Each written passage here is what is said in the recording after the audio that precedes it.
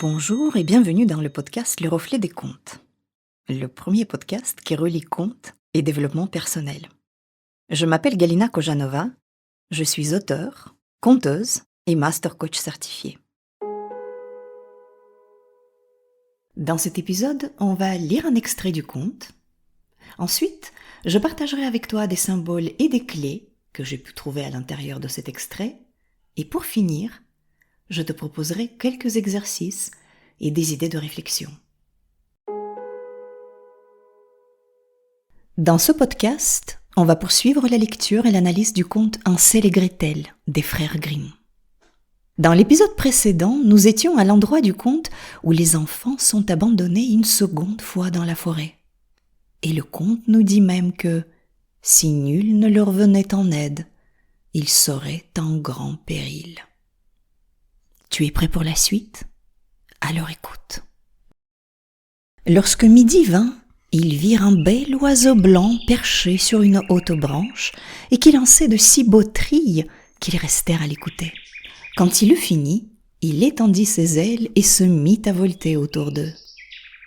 Ils le suivirent jusqu'à un cabanon sur le toit duquel il se jucha, et lorsqu'ils s'approchèrent, ils virent que la maisonnette était faite de pain d'épices, que le toit était fait de gâteaux, les fenêtres de sucre transparent. « Voilà où nous pouvons nous installer, » dit Hansel, « et avoir un repas béni. Je veux bien manger un morceau de toi.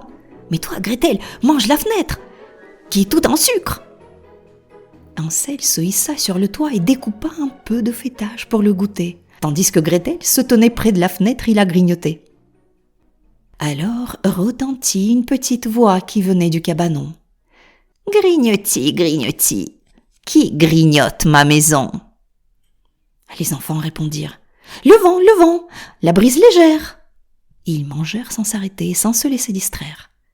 Hansel, à qui le toit plaisait beaucoup, en prit un bon morceau.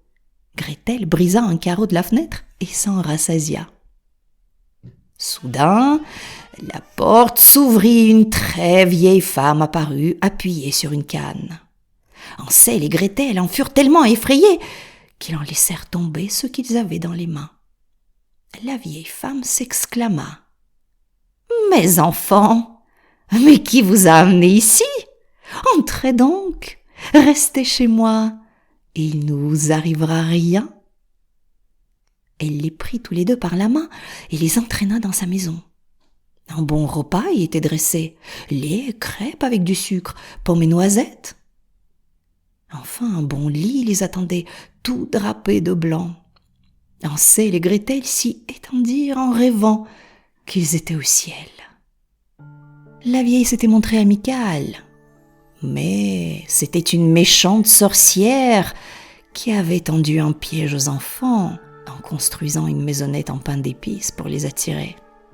Son dessein était de les tuer, de les cuire et de les manger comme pour un jour de fête. Les sorcières ont des yeux rouges qui ne peuvent pas voir loin, mais elles ont un odorat très fin. Aussi, lorsque Hansel et Gretel s'étaient approchés, la vieille avait-elle souri méchamment et dit entre ses dents « Je les tiens, ils ne doivent pas m'échapper. » Le lendemain matin, elle se leva dès que le jour pointa et tout en regardant tranquillement les enfants, avec leurs joues bien rouges, elle se murmura à elle-même. « Ça fera un bon déjeuner. » Puis elle s'empara de Hansel de ses mains crochues et l'enferma dans un réduit attenant à la maison, fermé par une porte à barreaux. Il pouvait crier autant qu'il le voulait, peu lui importait. Puis, elle réveilla Gretel en criant « Debout, paresseuse! Va chercher de l'eau et fais cuire quelque chose de bon pour ton frère. Et il doit prendre du poids. Quand il sera bien gras, je pourrai le manger. » La petite fille se mit à pleurer amèrement. Mais tout ça était inutile. Elle devait faire ce que la méchante sorcière lui avait ordonné. La meilleure cuisine fut alors préparée pour Hansel, tandis que Gretel devait se contenter de carapaces d'écrevisses. Chaque matin, la vieille courait au réduit et criait « Hansel, Passe ta main, pour que je voie si tu es bien gras. Ansel lui glissait alors un vieil os, et la vieille, qui n'y voyait presque rien, pensait que c'était la main du garçon et s'étonnait de ce qu'il ne voulait pas engraisser. 4 semaines passèrent. Ansel était toujours maigre, mais la vieille, à bout de patience, ne voulut plus attendre. « Saute, petite fille !» appela-t-elle. « Va chercher de l'eau. Que ton frère soit gras ou qu'il soit maigre, demain je le ferai cuire pour mon repas. » La pauvre Gretel pleurait toutes les larmes de son corps en allant chercher de l'eau. « Mon Dieu, aide-nous !» suppliait-elle. « Si au moins les bêtes sauvages nous avaient dévorés, nous serions morts ensemble. »« Épargne-nous tes sanglots !» dit la vieille. « Ça ne sert à rien. » Le lendemain matin, Gretel suspendit le seau dans la cheminée et alluma le feu. « Nous allons d'abord faire du pain, » dit la vieille. « J'ai déjà chauffé le four et pétri la pâte. » Elle poussa la pauvre Gretel vers le four, d'où sortaient déjà des flammes. « Glisse-toi dedans pour voir s'il est chaud, pour que nous puissions y enfourner le pain. » Il comptait ensuite fermer la porte du four pour y faire rôtir la fillette et ensuite la dévorer. Mais Gretel, devinant ses intentions, lui dit « Je ne sais pas comment m'y prendre. »« Ouah, stupide !» repartit la vieille. « La porte est assez grande. Ne vois-tu pas que même moi je pourrais m'y glisser ?» ajouta-t-elle en rampant et en passant la tête dans le four. Alors Gretel la poussa si rudement que la sorcière bascula dedans. Puis elle referma la porte et tira le verrou. « Ouh !» hurla la vieille horriblement. Gretel partit en courant tandis que la sorcière était en train de brûler. Elle s'élança tout droit vers le réduit, ouvrit la porte et cria à son frère. « Ansel, nous sommes sauvés, la vieille sorcière est morte !» Le garçon bondit comme un oiseau libéré de sa cage, et les 2 enfants tombèrent dans les bras l'un de l'autre, sautèrent de joie et s'embrassèrent bien fort. Puis, n'ayant plus rien à redouter de la méchante ogresse, ils retournèrent vers la maison. Dans tous les recoins, ils trouvèrent des perles et des pierres précieuses. « Oh, c'est bien plus beau que des cailloux !» déclara Ansel en glissant dans ses poches tout ce qu'il pouvait entrer. Et Gretel ajouta en remplissant son tablier. « Je veux moi aussi rapporter quelque chose à la maison. »« Partons maintenant, » proposa Ansel. « Sortons de cette forêt maléfique. » Mais après 2 heures de marche, ils arrivèrent près d'une rivière. « Nous ne pouvons pas traverser, » fit remarquer Ansel. « Je ne vois ni passerelle, ni pont. »« Il ne passe aucun bateau non plus, » renchérit Gretel, « mais voilà un canard blanc. Si je le lui demande, il nous aidera à traverser. » Et elle appela. « Canard, gentil canard, Ansel et Gretel n'ont point de passerelle. Pour leur permettre de traverser, emporte-les à tire-d'aile. » Le canard approcha, Ansel s'installa sur son dos et invita sa sœur à s'asseoir près de lui. « Non, » répondit Gretel, « ce serait trop lourd pour l'oiseau, il doit nous faire passer l'un après l'autre. » Lorsqu'ils furent passés et lorsqu'ils eurent parcouru un bout de chemin, la forêt se fit de plus en plus familière et soudain, ils aperçurent la maison de leur père. Ils se mirent alors à courir, se précipitèrent à l'intérieur et sautèrent au cou du bûcheron. Depuis qu'il avait abandonné ses enfants dans la forêt, l'homme n'avait plus de joie. Sa femme était morte. Gretel secoua son tablier pour en faire tomber les perles et les gemmes qui se répandirent sur le sol, pendant que Ansel en sortait des poignées de ses poches. Tous les soucis avaient pris fin, et dès lors, ils vécurent heureux ensemble.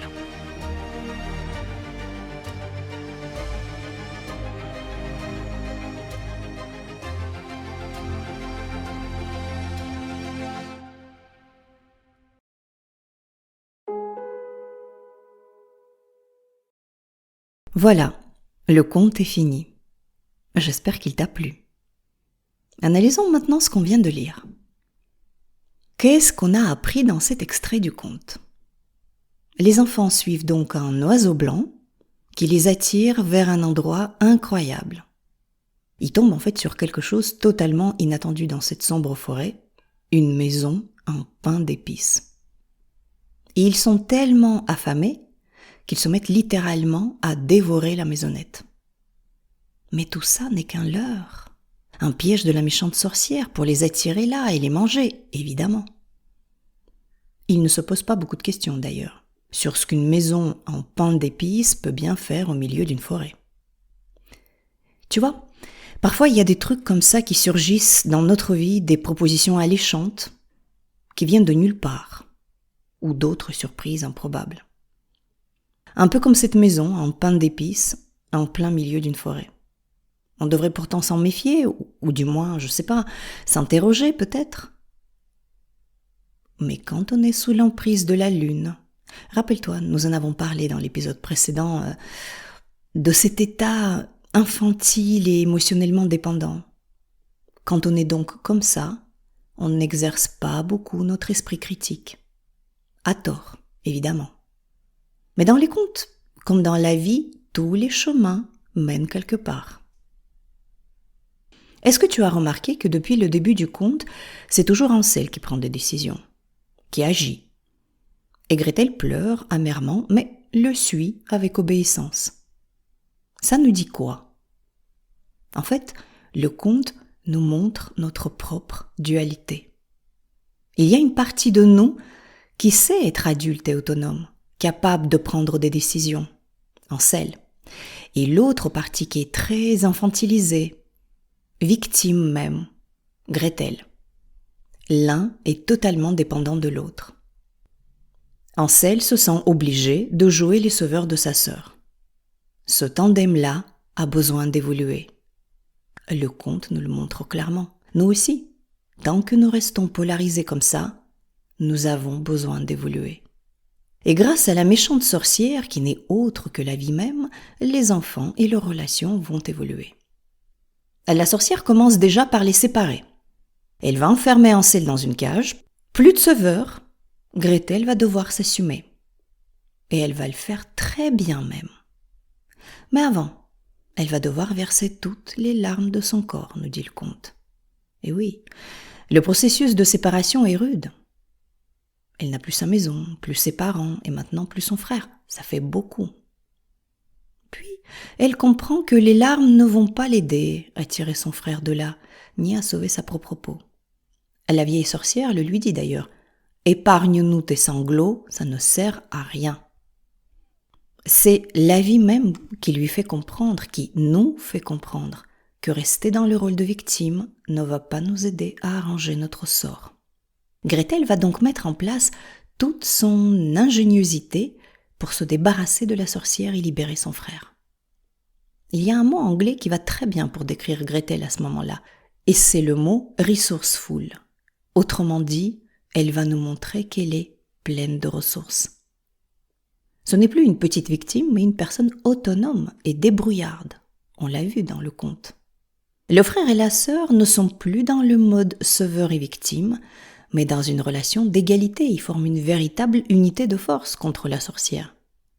Et la vie les récompense. Ils vont trouver des pierres précieuses partout dans la maison de la sorcière. Autrement dit, ils vont sortir de cette épreuve enrichis d'une nouvelle expérience et avec une nouvelle maturité. Leur chemin de retour est intéressant aussi. Ils agissent de concert. Ils sont très complémentaires. Tu as dû le remarquer. C'est Gretel qui trouve comment traverser la rivière et prend les rênes de la suite du voyage. En fait, ils sont en harmonie. Symboliquement, c'est notre être, les deux parties séparées et polarisées de notre être, qui sont maintenant réunies et fonctionnent en harmonie. Et lorsqu'ils retournent à la maison, ça n'est plus la même chose. La marâtre n'est plus là, et le père est prêt à leur donner son amour. Et avec toutes les pierres qu'ils ont ramenées, ils ne connaîtront plus jamais la misère. Ils ont grandi, ils ont évolué, et ils ne sont plus les mêmes, et le monde autour d'eux a changé aussi. C'est remarquable, lorsqu'on change, notre perception du monde change aussi. On croyait qu'on ne nous aimait pas, puis finalement on se rend compte qu'on nous aime. On pensait qu'il n'y avait que la misère, mais en fait, il y a l'abondance. À chaque fois, les deux facettes d'une seule et même chose, la dualité, amour et désamour, misère et abondance. La vie peut nous offrir l'amour et l'abondance si on est prêt à les recevoir. Et le conte nous invite à changer, évoluer, grandir et ne pas chercher à bloquer ce processus en s'accrochant aux petits cailloux. Pas mal, non ? Finalement, ce conte n'est pas si terrible que ça. Alors je te propose de faire un exercice. Tu vas réfléchir à une situation récente où tu t'es retrouvé dans le rôle de victime. Sois le plus honnête possible avec toi-même. Par contre, ne confonds pas, s'il te plaît, le fait d'être victime avec une situation où tu as demandé de l'aide à quelqu'un. Ça n'est pas la même chose, du tout. On décide de se faire aider, et lorsqu'on le fait, on agit en parfait adulte. La victime, elle ne décide de rien. Elle se plaint, elle gémit, et elle attend qu'on vienne la sauver. Ou va se laisser porter. Donc on a dit, une situation dans laquelle tu t'es retrouvé dans le rôle de victime. Victime de quelqu'un, un chef, un conjoint, un ami, victime d'une injustice peut-être, victime d'une situation. Et alors ? Est-ce qu'un sauveur s'était présenté à ce moment-là ? Si oui, est-ce que tu te souviens de ce que tu avais ressenti alors ? Est-ce que tu t'es senti bien, confortable, enfin en sécurité grâce à ce sauveur ? Peut-être reconnaissant ? Ou est-ce que tu t'es senti peu fier, dépendant, faible même ? Est-ce que tu as eu l'impression d'être dépossédé de ton pouvoir, de ton libre arbitre ? Peut-être même as-tu fini par être agacé contre ton sauveur. Ça arrive souvent, ça. Peut-être lui as-tu reproché de t'être venu en aide. Ça n'est pas très facile d'être à ce niveau d'honnêteté et de lucidité vis-à-vis de soi-même. Et j'en ai parfaitement conscience. Mais je t'assure que si tu le fais ici, maintenant, tu auras fait un énorme pas en avant. Tu sais pourquoi ? Parce que déjà mettre de la conscience, et cette fois on met une vraie conscience solaire, et non la lumière de la lune, la conscience solaire donc, qui ne masque rien, qui illumine chaque détail et de façon chirurgicale. Mettre cette conscience à cet endroit-là, c'est prendre de la distance et observer. On n'est plus dedans, on regarde de l'extérieur. Par conséquent, on n'est plus le programme automatique qui est à l'œuvre, où il n'y a plus aucun contrôle, on reprend les rênes. On passe en mode adulte. Je t'invite vraiment à le faire. Tu trouveras la liste des questions pour te lancer dans les notes de cet épisode. Si tu as envie de partager avec moi tes réflexions ou tes questions, tu peux m'écrire à l'adresse email que tu trouveras aussi dans les notes de cet épisode. Je te donne rendez-vous dans 15 jours pour un nouveau conte et une nouvelle expérience sur le chemin de la connaissance de soi. N'oublie pas de t'abonner à ce podcast pour ne pas rater la sortie de nouveaux épisodes. Si cet épisode t'a plu, n'hésite pas à le partager autour de toi. Merci d'avoir écouté ce podcast. Je crois que les contes peuvent nous aider à devenir les créateurs de notre vie. Créer son conte, sa vision, c'est une étape essentielle pour prendre sa vie en main. Dans ce podcast, j'aimerais t'offrir des outils pour écrire ton conte à toi, celui qui te permettra de créer ton avenir. Car si tu ne le fais pas, qui le fera ? À très vite pour un conte.